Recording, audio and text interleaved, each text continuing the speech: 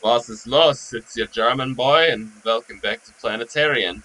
Now, in the last episode, we got fucking blasted and made it all the way to the quarantine wall. We are almost out of the city, but the only thing standing between us right now is a giant mech. And before we went off to go battle it, we presented Yumemi with a choice. She can either stay and continue her existence at the planetarium, where it's not likely she's going to last much longer, or she can come with us and continue to do what she does best and work for humans. Now we're about to get this battle started, so let's jump right into this. Arming my grenade launcher, I slowly stood up. はい、わかりました。 She said clearly. I'm off. はい、お帰りをお待ちしています。 I'm saying this again, but no matter what happens, don't move and don't speak. Not until I return. That is, if you believe that my life is important. はい、お客様が戻ってくるまで、ここから移動せず、声も出しません。 Then we are in agreement. 重要命令として登録しました。 We are definitely in agreement. She smiled sweetly and then closed her face hole. Her figure, which should have looked the same as ever to me, instead looked somehow forlorn as it was enwrapped in the rain. Oh yeah, keep this for me. I undid the bouquet from the straps of my backpack and tossed it over to her. This thing, which had been handcrafted with care, was already breaking down. But if at least its pattern was not salvageable by the time the battle was over, then there'd be no point in my having carried it thus far. はい、大切にお預かりしておきます。 She said, the bouquet in her arms. And that smile like a little star graced her face forever.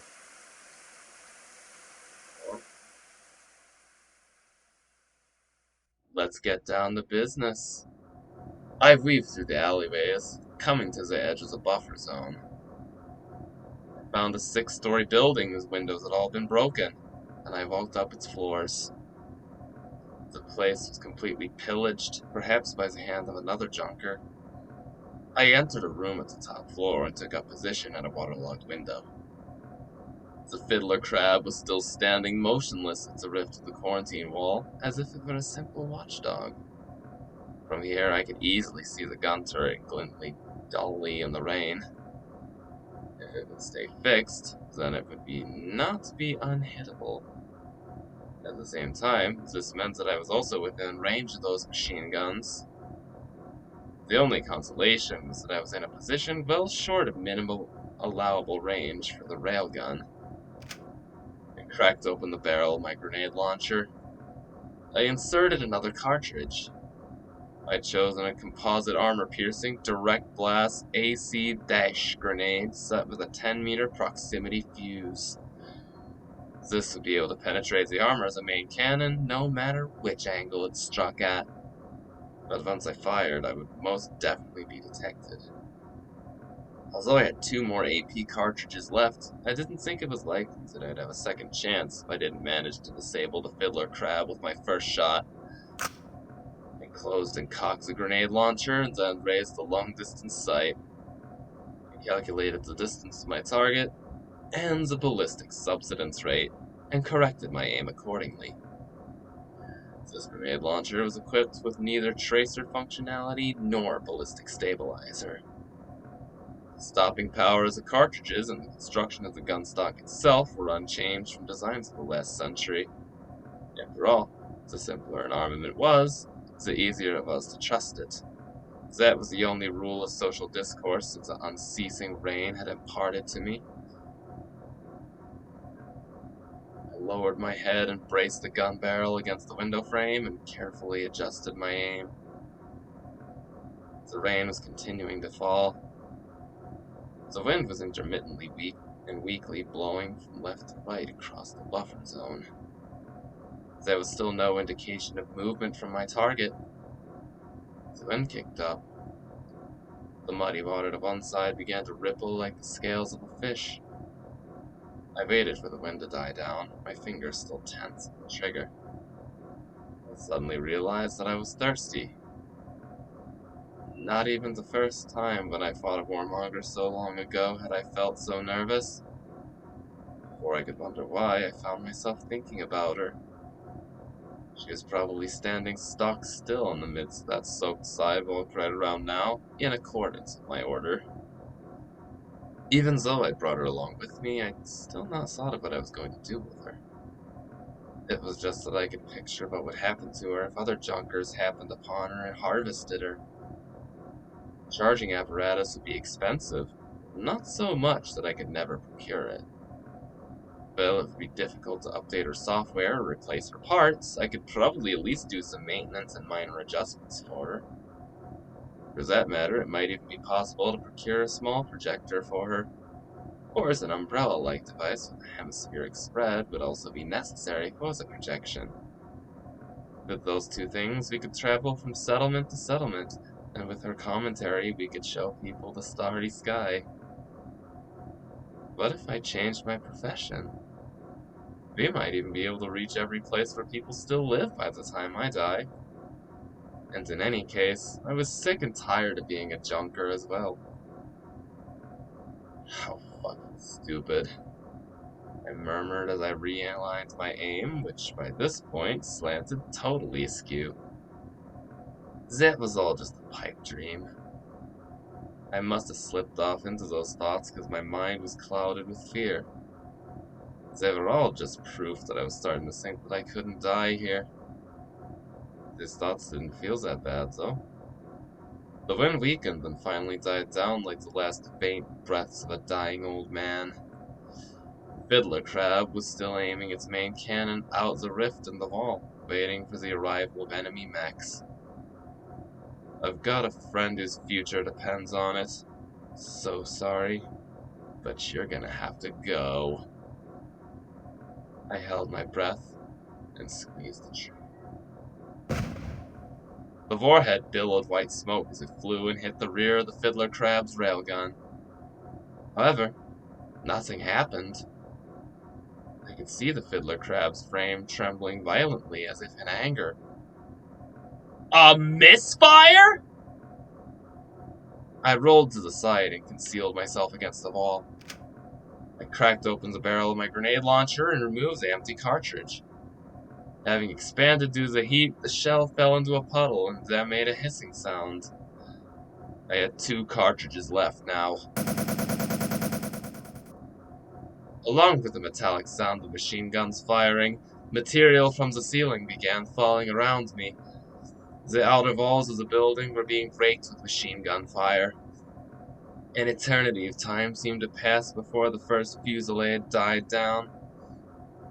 I sprinted and looked out the window on the other end of the room. I quickly swiveled my head and took stock of the situation. Fiddler Crab's stance had changed. It had locked its legs and connected the wheels on the undersides of those legs to the ground. It was now entering evasive action. Then I leaned forward in order to take aim again. It recommenced its machine gun barrage. The concrete around me, soaked with rain, was so riddled with holes that it was as useless as a sponge when shielding me. If I stayed here, this room itself would soon fall prey to the storm of 13mm rounds. I flattened myself and scrambled toward the stairs inside the building. The rain continued to fall. Thudded onto the sidewalk with my head bowed and strained my ears past the sound of the rain falling, the high-pitched whine of a low noise emission motor, and the sound of sludge being ground under its well-maintained wheels. Sounds that I had heard countless times before, but could by no means ever get used to hearing. A field of vision opened up. There was an abandoned commuter train sitting in the middle of a 2-lane railway line. I concealed myself and took stock of the situation. Fiddler Crab was moving rapidly, his 4 legs tracking through the mud with ease. Just when I thought that it was going to retreat dozens of meters to the side of the quarantine wall, it suddenly altered its course. It stubbornly refused to abandon the rift in the wall, which it seemed to consider its post. It seems that it had not recognized that I was a single infantryman, and was instead taking random evasive action against an unknown quantity of enemies, a speed of approximately 25 kilometers per hour. Quite slow, considering that it was running off internal power. I could tell that its sensor mounted on one side was scanning for my presence. I already knew. The moment my first shot had failed to explode, I knew that I'd lost the gamble. Had I ears that could listen on high-frequency radio communication, I'd probably be hearing the fiddler crab requesting backup from any nearby units right now. Then, in 10 minutes at the soonest, the one human who had still breathed in this town would cease to do so. In the midst of this unending rain, the order of this dead town would once again be frozen into place, and my fate would be sealed. I was suppressing the urge to allow a crazy smile to float to my lips. Right. What I had to do still had not changed. I had to silence that fiddler crab as soon as possible. I then had to retrieve her and slip past the quarantine wall. As I adjusted my grip on my gun, I recalled the words of the captain who commanded my training corps. Never stop moving. Always angle in toward the defensive perimeter and charge forward without fear. Easy to say and difficult to do. 2 AP rounds left. But all possible, I'd have to close in and first knock out a leg. Then I'd have to aim for the armored top and destroy it without fail. I took a deep breath and then leapt into the rain. I ran. Having detected me, the fiddler crab slowed down and entered a strafing sequence. Proximity sensors had painted me, and the linked turrets were swiveling in my direction. I sprinted forward, kicking up splashes of mud. The muzzles of the 2 fiddler crabs' guns spit out light. I could see 3 points of red light scanning the ground before me in lieu of tracer bullets. A line of thin waterspouts kicked up before me, trapping me in a transparent cage. The moment I saw that, I changed my attack vector. After a short delay, the sound of machine gun fire rent asunder the sound of rain falling overhead. A storm of bullets passed through the area I'd stood in just a second ago. It had rectified its aim immediately. I confirmed out the corner of my eye that the machine gun barrage had stopped for a second. I immediately changed my path even more acutely, planning on doubling back shortly thereafter. It was an old tactic, but an effective one. Because of it, I was able to give it the slip for a second time. Fuck you, fiddler crab. At the edge of the buffer zone that stuck out like a bridgehead, I came across a largely intact shell of a puffin heavy APC. I immediately slid down and used it as cover. I would not have to worry about being hit even by HE rounds from here. As long as I stayed closer than the minimum allowable range, I would see no danger of being targeted by the fiddler crab's main armament, its lurk railgun. I quieted my heavy breathing. The shooting died down. It appeared that my opponent had enough sense not to waste ammunition needlessly. The range between the 2 of us was a little over 200 meters. Now that the hunter had become the hunted. Fiddler crab began a rapid retreat.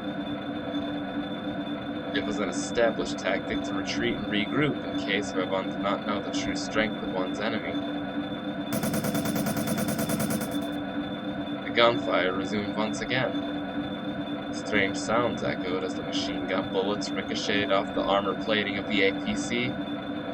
It would be difficult to hit a moving target with a relatively slow-moving, high-explosive round from a grenade launcher. I would have no choice but to time the motion of my opponent and lead a shot accordingly. I knew that I was becoming agitated. Blood in my body ran cold and my senses were rapidly sharpening. I suddenly wondered, was she watching? I wanted to tell her that this is what hunting was all about. A ritual of continued bloodshed that mankind had enacted over and over again since the dawn of history in order to survive. Even though we've once extended our reach into the vastness of space, nothing had really changed.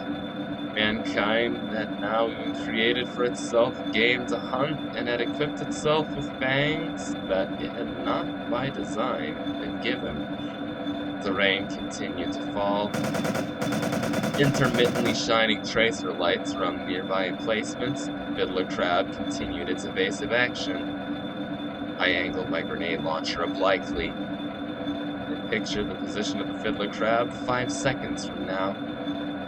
I used my gun sight to target that area as if I were sticking a pushpin through it. Eins, zwei, I muttered as I counted dry. I pressed the trigger. The canister drew an arc of white smoke in the air. The fiddler crab was in the very place I needed it to be in, as if we'd choreographed our actions.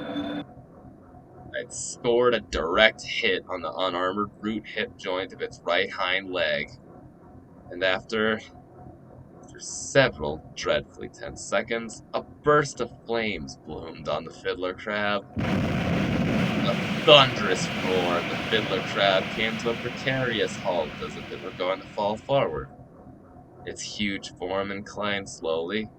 The ventral ammunition container fell from the fiddler crab like a rotten fruit with a crash and a boom. Having lost one of its joints, the fiddler crab's frame groaned in a multi-layered chord. I may have let out a sound that was neither a cheer nor a scream at that point. Fiddler crab was severely wounded, but it wasn't dead. Its composite armor plates were trembling in anger like a proud old knight. The main battery, which had also fallen greatly askew, whirred to life and started to track towards me. I watched this occur as if it were happening in a world far removed from mine.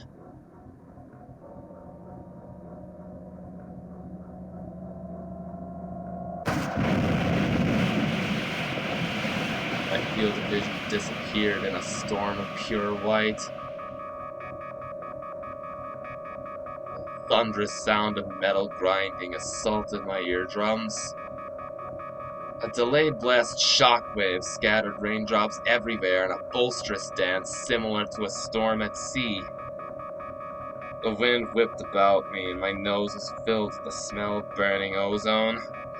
The next moment, my body flipped into the mud as if it had been thrown by a gigantic hand. A mad buzzing filled my ears. I was blinded and couldn't move my legs. They felt as heavy as if they'd been cast out of lead. I fumbled around and found that the fragments of rubble had toppled over and now blanketed my thighs. I twisted my body about and somehow managed to extract myself. Unlike my body, which wouldn't move dexterously at all, my head was swarming with activity. Just now, the fiddler crab had aimed in my direction and fired its main cannon. The slug had veered sharply upward and struck a building instead of me. It was an attack pattern that couldn't possibly have existed, not against a single infantryman at point-blank range. I tried to move out of the immediate vicinity. If it were running off internal powers, then it would take 25 seconds for the lurk on a Type LE to be fully recharged. If I didn't move now, so with the next shot, the building would collapse on top of me. As I made to retreat, I realized that I had no sensation in my right leg. It seemed like it was broken. Both my eyes and my feet now, As a dull pain began to creep up from my leg, I started to laugh. Even now, the rain still continued to fall. How many times am I gonna fucking say that? I finally understood the situation. So that thing was broken as well. Braced in the arms of the unending rain, that mechanized monstrosity of a spearman was still dreaming of the gentle city that it was charged to protect, and of the mighty enemies it was charged to destroy. I I hear a sound reminiscent of a thundercloud's crackling. Condenser coils were charging.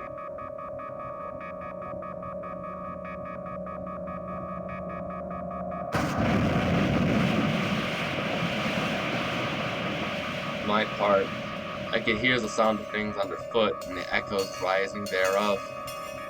My eyes would not open as if they'd been run through with splinters. The hood of my waterproof cloak had been ripped off, so I could feel fragments of concrete falling on me directly overhead. 9. These were drops of rain. The rain was simply continuing to fall as if not a single thing had changed. I had absolutely no idea where I was. I was probably several meters from my starting point, but I didn't know anything other than that. One of my feet got snagged on something and I got tumbled to the ground. My grenade launcher rolled from my hands. The inside of my mouth was cut and I could taste lukewarm blood spreading out from within.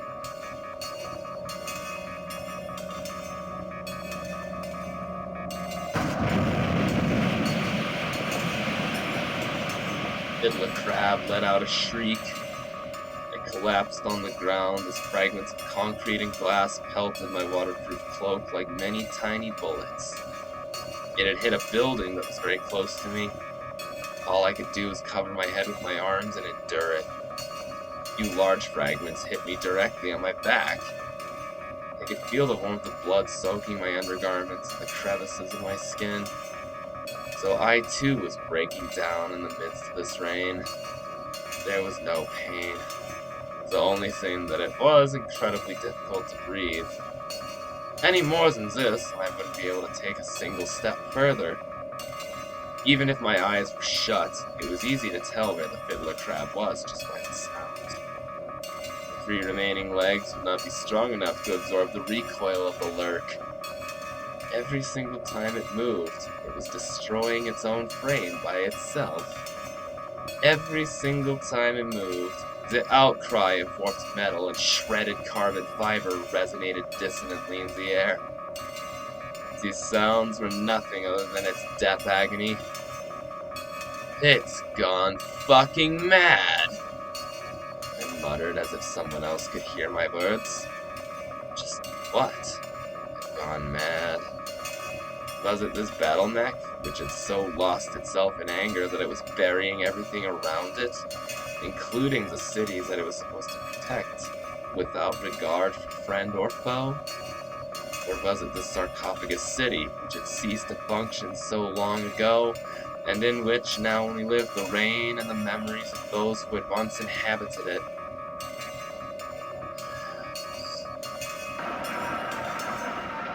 It was laughing. Beyond the rain-soaked winds, that out-of-order bottleneck was laughing shrilly. All of the sounds were distorted, yet very distinctly audible. Fiddler Crab stopped and then assumed a fighting stance. Even if its leg was broken, there was no way I'd be able to get out of its sights now. Right, this time around it would definitely not miss its enemy.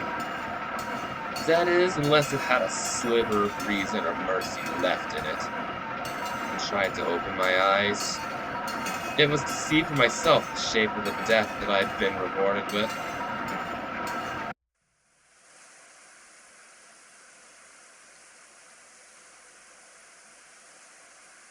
The Fiddler Crab had stopped moving. She was standing there in the middle of the buffer zone.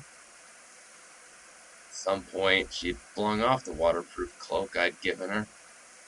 With a tender smile on her face, she stood before the gigantic bottleneck. It was like a scene from an antique religious painting. Without any hesitation at all, she walked towards the Fiddler Crab. It was a calm, sure gait, like that one would display when one walked forth to greet an old friend. The Fiddler Crab appeared bewildered. So am I. It had disengaged from firing position and was scanning her with its civilian detection sensors. I forcibly slammed myself back into reality, trying to overcome my paralysis. I only had one chance to destroy it. That chance was now. I found the grenade launcher I dropped in a puddle. I fumbled to crack open the barrel and finally managed to load it with my last AP cartridge. If I wanted to strike its armored upper surface from ground level, I'd have no choice but to fire at a high angle. I didn't have the time to adjust my sights either. My back still plastered to the mud, I eyeballed the distance of the gun turrets and pointed my grenade launcher at the sky. And then, in the span of several seconds, it all happened. I think I'll leave this for the next episode. I'm tense as fuck, but let's see how this all plays out. Anyway, it's been your German boy. Wiedersehen.